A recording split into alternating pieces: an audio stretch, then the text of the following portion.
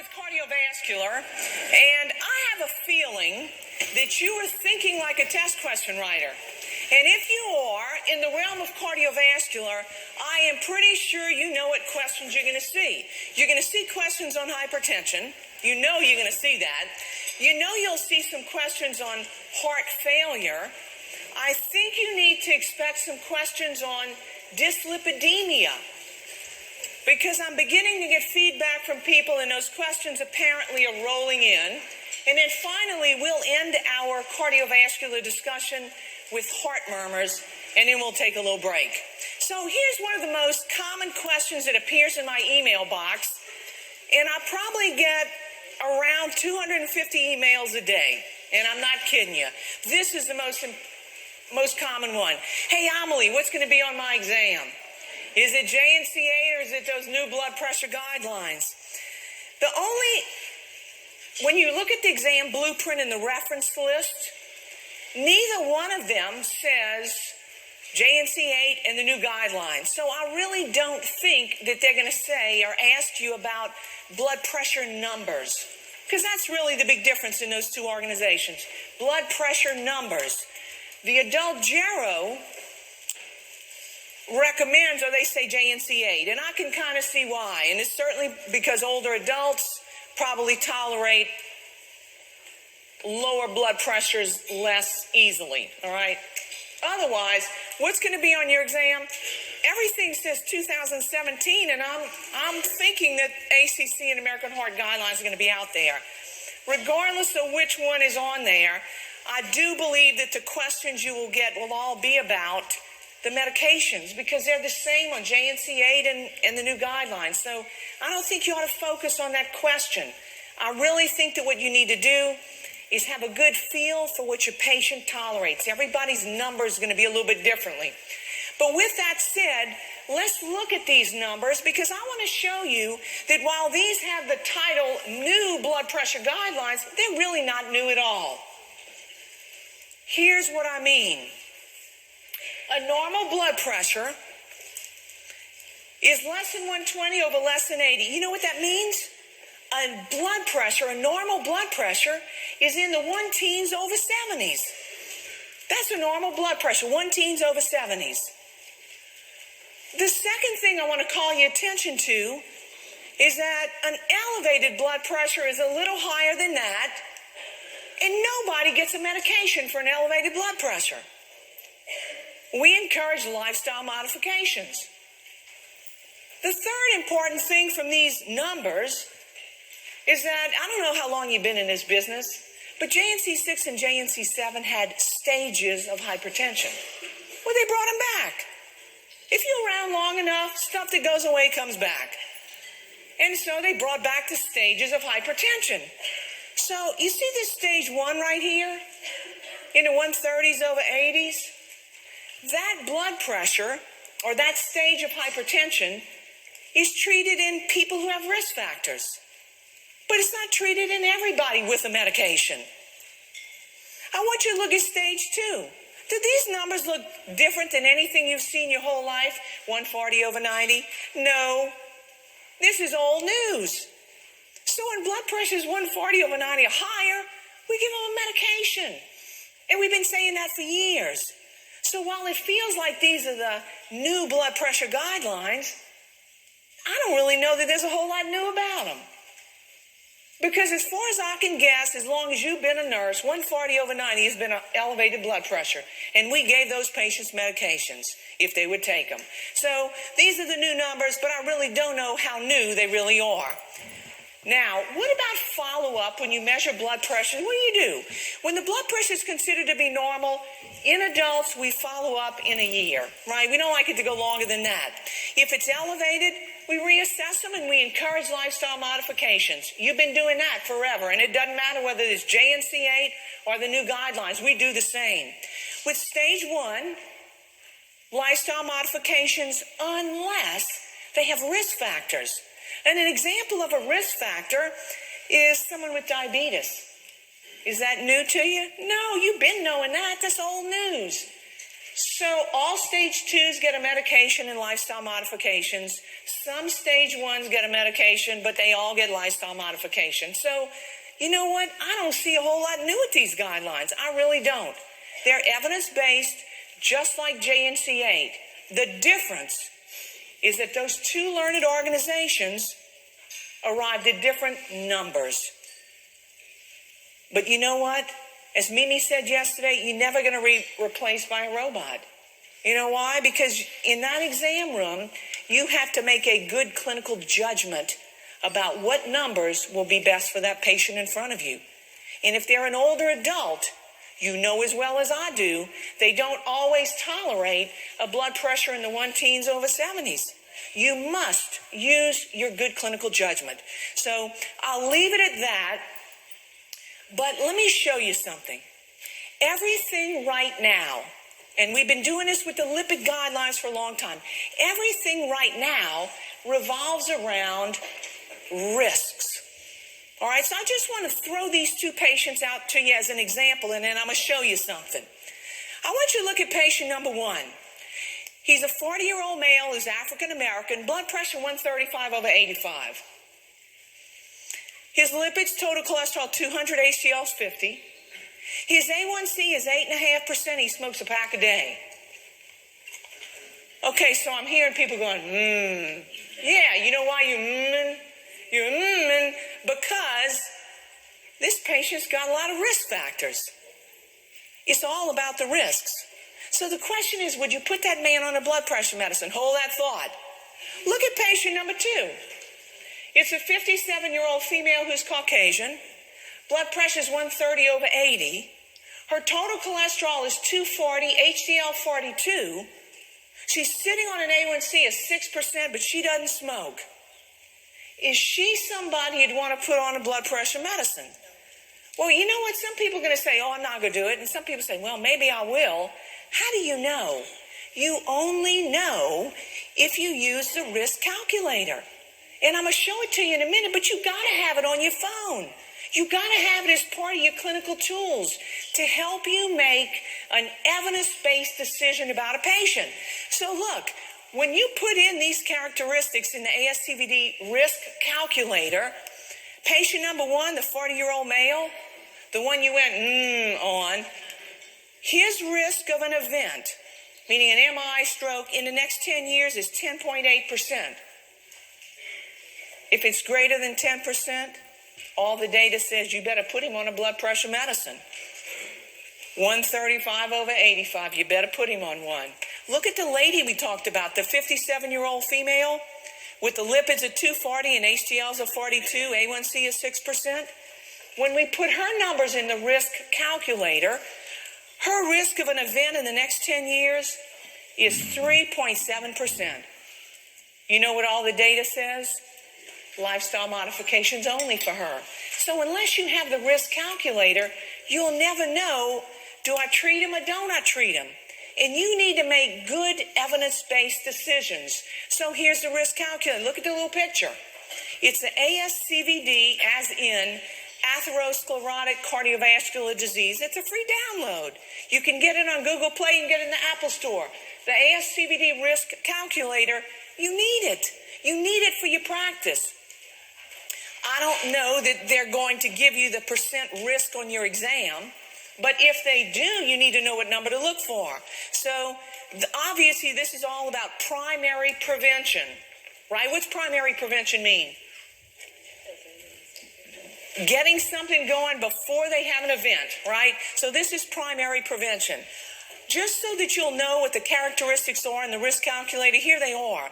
We look at age and gender and lipids, and so here they are. And then based on these characteristics of your patient, you will get a number that lets you know I should treat his blood pressure or I'm going to monitor it and use lifestyle modifications only. All right? So I feel compelled to throw that out to you.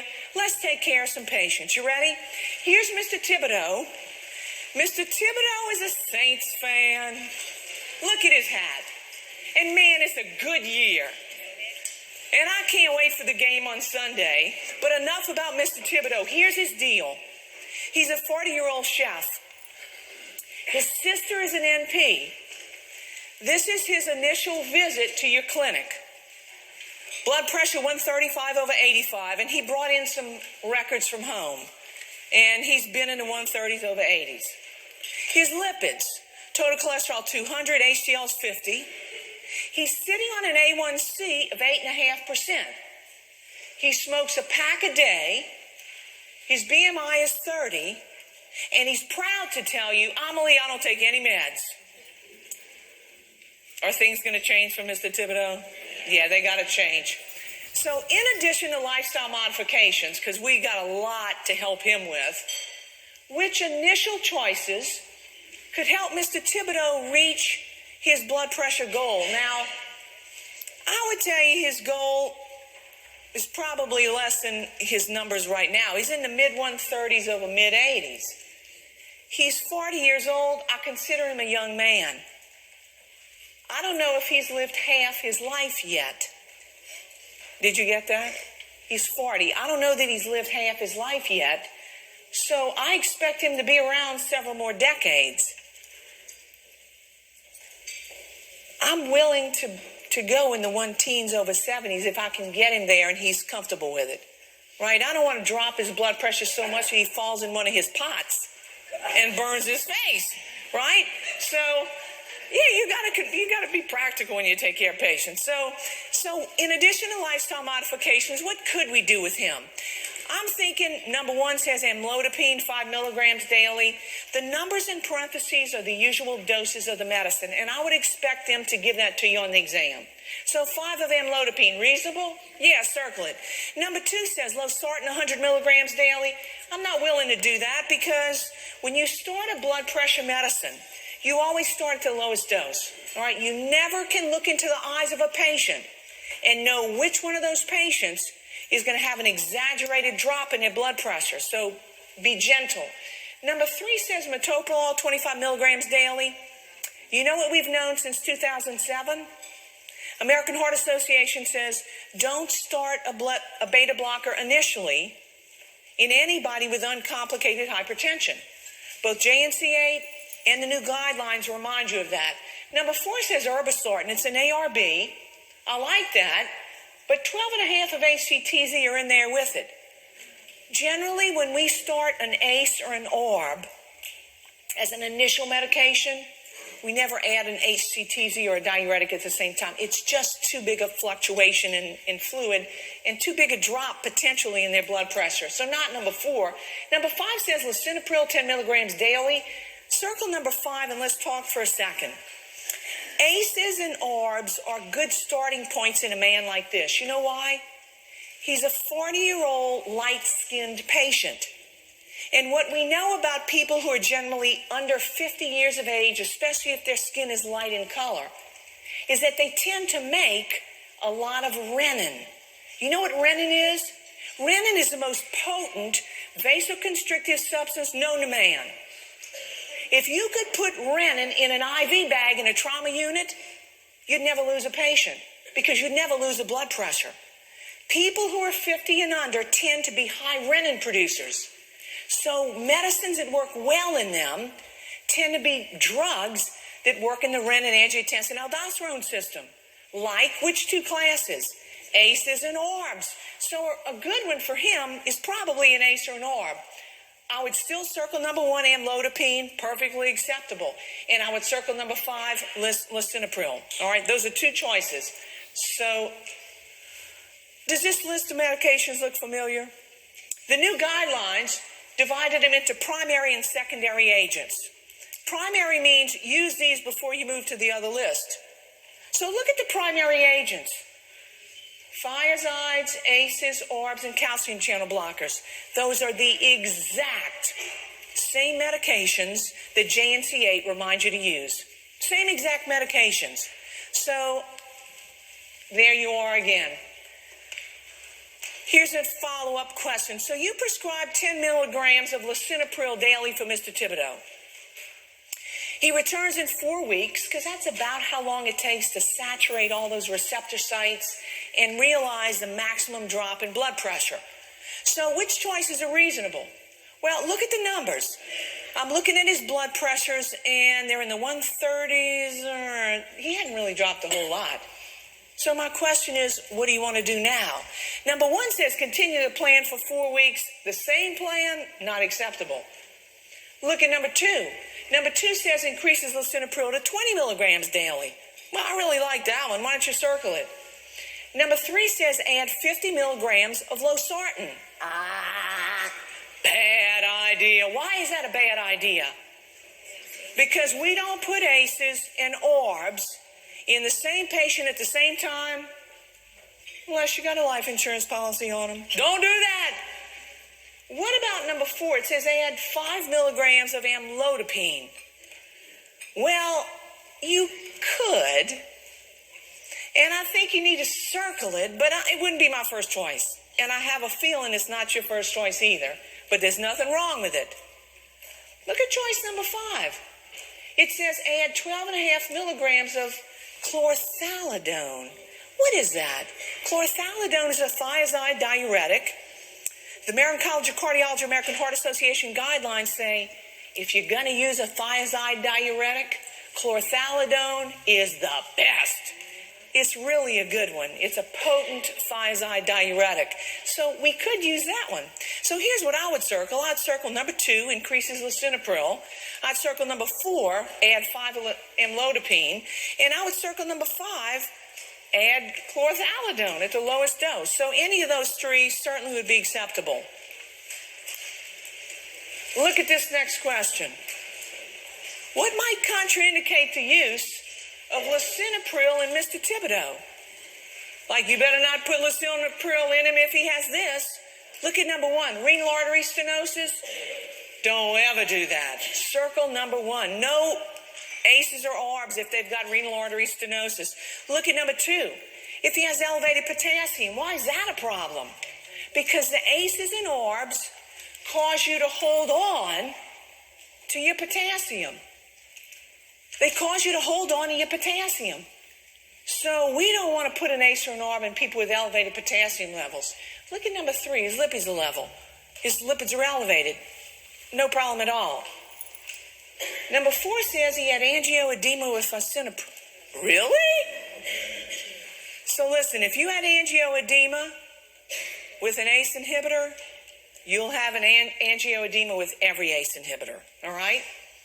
So circle number 4, and really it has nothing to do with his liver enzymes. So I'd circle number 1, number 2, and number 4. Everybody got it? All right, good job. Well, what about Mr. Thibodeau's lipids? Because remember, his total cholesterol was 200, his HDLs were 50, LDLs 150, trigs 240. Should we initiate a statin or not? Well, this isn't something you just say, oh, I don't like his lipids. You need to make an evidence-based decision. You know how you do that? With the same ASCVD risk calculator that you use to determine whether or not you start a blood pressure medicine. The ASCVD risk calculator. If the patient's risks are 10% or higher, you start a blood pressure medicine.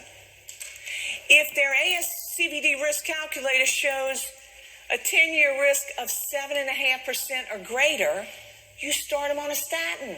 But he's got an overwhelming reason why we're going to start him on a statin. What is it? He's a diabetic, right? He's a diabetic. Look at his A1C. It's 8.5%. So the question is, do we want to initiate a statin in him? The answer is yes. Now, I just helped walk you through this second question. Look at it. It says, what factors influenced your decision to initiate a statin in Mr. Thibodeau? And it's to select all that apply. Well, the first one says he has hypertension. I don't know if I'm circling that, but his 10-year risk is 10.8%. And remember, if the risk was 10% or greater, we would start it. So that doesn't make me want to start a statin in him. It makes you want to start a what? A blood pressure medicine. So don't circle number 1. Number 2 says his ASCVD risk is greater than 7.5%. That is what, circle that one. 7.5% or greater, you start a statin in him. Number 3 is the real reason. He has diabetes. Once you diagnose diabetes in a patient, and you will on him, his A1C was 8.5%. You routinely start a statin. So circle number 2 and circle number 3. Look at what number 4 says. Number 4 says if you start a statin, it'll reduce his risk of a cardiovascular event. That's why we're starting it. Circle number 4. His total cholesterol is 200. Remember, we don't really look at numbers anymore unless you've already had an event. So we're not worried about his cholesterol at 200. I'm worried about his diabetes. Number 6, I wish he didn't smoke, but it's not why I'm starting a statin. And number 7 says he has a family history of hyperlipidemia. Well, I don't like that either, and he can't change it, but that's not why we're starting him on a statin. So do you see that when you make decisions about blood pressure medicine or decisions about a statin, you must make evidence-based decisions? You got it? And when you have a number, you need to document it in your EHR, your EMR. Let them know why you're doing what you do. So best answers, number 2, number 3, and number 4. Everybody got it? All right.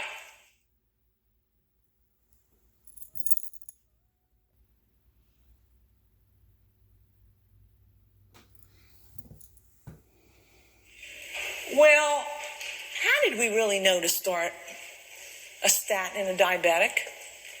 You might say, Emily, you just told us. Well, yeah, I did, but how do I know? I only know because I read, and you do too. These are the latest lipid guidelines. They were updated in 2018, but guess what? The previous edition of this was 2015. Fair game on your exam? Oh, it's so fair you can't believe it. You're going to see lipid questions. Let me show you how these guidelines work. The lipid guidelines divide the world into 4 groups. Group 1 is people who've already had a stroke or an MI. These evidence-based guidelines say, listen, if you've already had a stroke or an MI, you better get on a statin, and you better get on the best one we have. The best one we have means it reduces LDLs by 50% or better. So you got to get on one of those because you're going to have another event, and it's going to be soon. The second group are people whose LDLs are greater than 190. They hadn't had an event yet, but all of the data says if you don't put them on a really good statin, a high-potency statin, they're going to have an event. So put them on one. Group 3 is where Mr. Thibodeau comes in. Mr. Thibodeau is a diabetic. He's between the ages of 40 and 75, and his LDLs are right in that range. And we have so much data that says that he needs to be on a statin to help reduce the likelihood of an event down the road that we routinely put these people on a statin. And he's the guy because of his age, because of his diabetes, and because of his LDLs. All of the data says put him on one. So that's how you know. That's called making an evidence-based decision. And then look at group number 4, because maybe that's you. I want you to be around as an NP for a long time. If you're part of group 4, meaning your 10-year risk is 7.5% or greater, you ought to be on a statin. So this is how we know. It's all evidence-based decisions. Everybody got it? Now, what I'm about to tell you, you don't need to know for your exam, but you need it for your clinical practice. Which one of these statins do you use? Well, you can have some favorite statins that you prescribe all the time because you're comfortable with it and you know the drug inside and out. But basically, the statins are divided into 2 groups. Those that lower LDLs a little bit and those that lower them a lot. The easiest way to remember what is what is just to remember the names of the 2 high-potency statins. And you know what they are? Atorvastatin, which is Lipitor, and rosuvastatin, which is Crestor. So Lipitor and Crestor are the 2 that drop or reduce LDLs a lot. And we give those 2 to our highest risk patients. Everybody got it? Oh, I'm not feeling the love in this room about statins. Y'all got it? All right, good job. So listen, I really don't expect you to see anything like this question on your exam, but let me show you why you need this, because you need it for your practice. Which statin and dose could be used to treat Mr. Thibodeau? So he was a stage 3 guy, right? Right here. We got to put him on a moderate potency statin, one that lowers his LDLs 30 to 49%. All right, so that's what he needs based on all the data. Everybody see it? All right, now, the question is, should we put him on 5 milligrams of simvastatin? Well, when you look back at your numbers, 5 milligrams of simvastatin only drops in 26%, and he needed how much? 30%. So simvastatin's not potent enough. Choice B says, what about pitavastatin, 1 milligram? Well, that drops him about 29%, not potent enough. 40 milligrams of pravastatin, take a look. That one will get him down 34%. That one looks like the right one. A torvastatin 40 milligrams, look how much that'll drop him, 50%. That's considered a high potency statin. What's your best answer? Pravastatin 40, yeah, so there you go. And again, they're not going to ask you that on the exam because you obviously need some references. Now listen, I want to ask you a question that you might see on the exam. Since we decided we're going to give him 40 milligrams of pravastatin, can you just start him on 40? Or do you need to give him 20 and then work him up? You just give it to him 40 milligrams. Right, you give him 40 milligrams and he's going to do fine. It's not like a blood pressure medicine that you slowly increase the dose on. Everybody got it? All right. Let me show you something. And you should show this to your patient because you'll see it on your risk calculator. Our guy, Mr. Thibodeau's risk of an event in 10 years without treatment was 10.8%, right? If we get him to stop smoking, and that's the only thing he doesn't start blood pressure medicine or a statin, his risk of an event drops to 7.9%. He's dropped his risk 3%. If all he does is get on a statin, he'll drop his risk from 10.8 to 8.1%. If we only treated his blood pressure, we would drop his numbers from 10.8 to 7.9%. But if we incorporate smoking cessation with treatment with a statin and a blood pressure medicine, we can drop his risk of an event to 4.3% over 10 years. You see why it's important? You got to have objective data when you make these decisions. So that's why your ASCVD risk calculator is so darn important. All right? Y'all got it. Well, let's change patients. Next exam room. You ready? Look at Mr. Smith. Mr. Smith looks like such a happy patient. He established with you 4 months ago. So he's a pretty new patient. He's a 68-year-old black man who is a postal worker for 28 years. He retired a year ago. Maybe that's why he's so happy looking. He's here for a routine visit. Here's his deal. He's got a history of hypertension, a history of gout. He's got BPH, and he's got osteoarthritis of the knees. Here are his meds.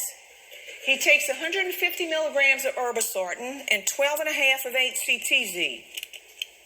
He takes Flomax.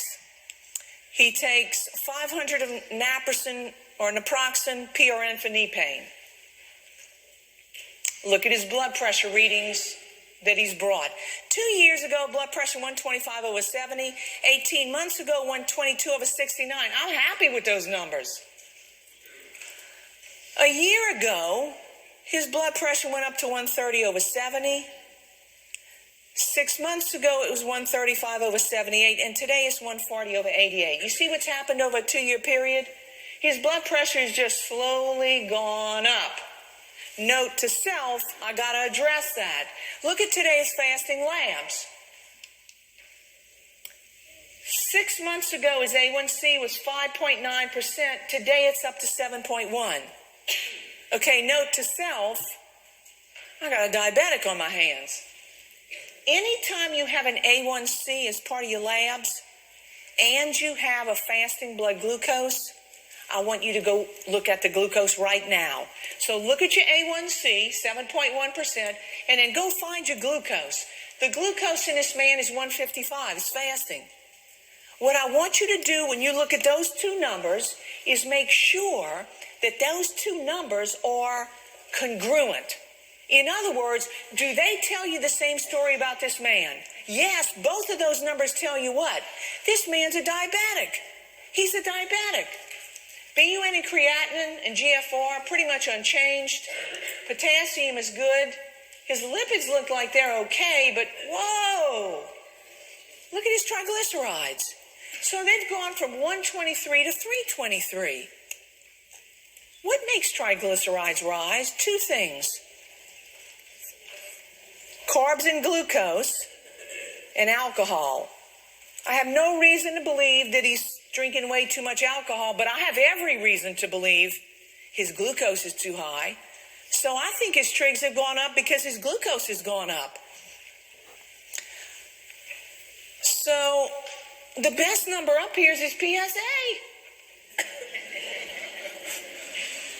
All right, so those are your fasting labs. Do you realize that this question is going to take you more than a minute? Yes, it's going to take you more than a minute. So what do we have here? What we have is a guy who's a diabetic. And that's a game changer. It's a game changer. So what medication class is most important to prescribe for primary prevention for Mr. Smith? What is it? We just talked about the lipid guidelines. What is it? It's a statin. We got to put him on a statin. Circle number 1. And as far as the elevation is triglycerides, it's his glucose, right? His glucose, his A1C. That's probably what's driven that up. So look at my next question for you. What interventions should be initiated to help decrease that 323 triglyceride level? And it's a select all that apply. Number 1 says decreases carb consumption. Oh yeah, you got to circle that. You might circle that one twice. Okay, I'm just kidding. Number 2 says statin initiation. Well, believe it or not, a statin will drop triglycerides about 15%. Not really why we give it, but it will. It will help. Circle number 2. Number 3 says starting on a fibrate. When do we start fibrate? Emily, we give fibrates to elevate triglycerides, right? Yeah, we do. But not until the triglyceride level is at least 500. Right? Look at the indication for any fibrate. It says 500 milligrams triglycerides or greater. 500 of triglycerides or higher, that's when you consider starting a fibrate. And that is not the case here. He's a 323. Metformin initiation. Would that